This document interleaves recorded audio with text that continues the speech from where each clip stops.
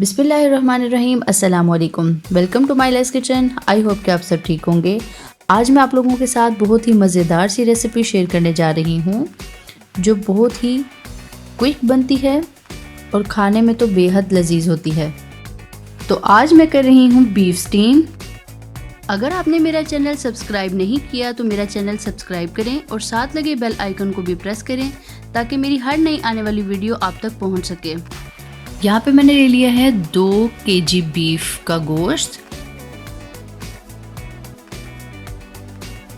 नमक 1 tablespoon, black pepper ½ teaspoon, लाल मिर्च पिसी हुई ½ टी स्पून, जीरा powder ½ teaspoon, chaat masala 1 tablespoon, soya sauce 2 tablespoon, chilli sauce 2 tablespoon, oil 2.5 tablespoon, सिरका 2 टेबलस्पून, 2 अदद लेमन के जूस और दही लिया है 1 कप। सबसे पहले प्रेशर कुकर में डालेंगे बीफ का गोश्त, साथ इसमें जाएगा नमक और फिर इसमें जाएंगे सारे dry spices, soya sauce, chilli sauce, vinegar, lemon juice, oil और दही जाएगा। अब मैं इसको अच्छे से मिक्स कर लूँगी।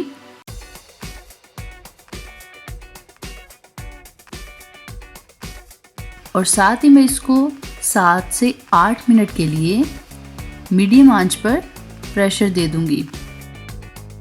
10 मिनट्स के बाद आप देख सकते हैं कि बीफ हमारा स्टीम हो चुका है। आप एक पीस को चेक कर लीजिएगा, अगर आपको थोड़ा सा सख्त लगे तो आप उसके हिसाब से आप उसे मज़ीद स्टीम दे सकते हैं। अब मैंने यहाँ पे ले लिए हैं 6 अदद आलू जिन्हें मैं छील के धो चुकी हूँ और एक आलू के मैंने 2 पीस कर लिए हैं। ये भी अब जाएंगे प्रेशर कुकर में और आलूओं के ऊपर मैं सिर्फ 1 टेबलस्पून सोया सॉस डालूँगी और इनको मिक्स करने के बाद मज़ीद 3 से 4 मिनट के लिए स्टीम दूंगी।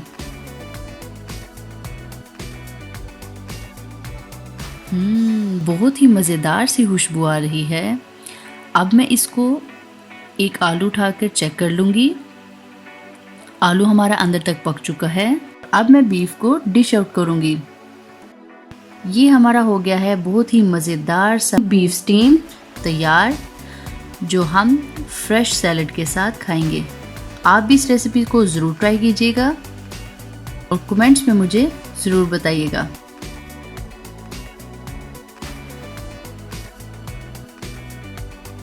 Thanks for watching. For more videos, please subscribe our channel, like our Facebook page and follow us on Twitter and Instagram. अगर आप ये रेसिपीज़ रिटर्न में देखना चाहें तो आप हमारी वेबसाइट www.mylaiskitchen.com पर जाकर भी देख सकते हैं।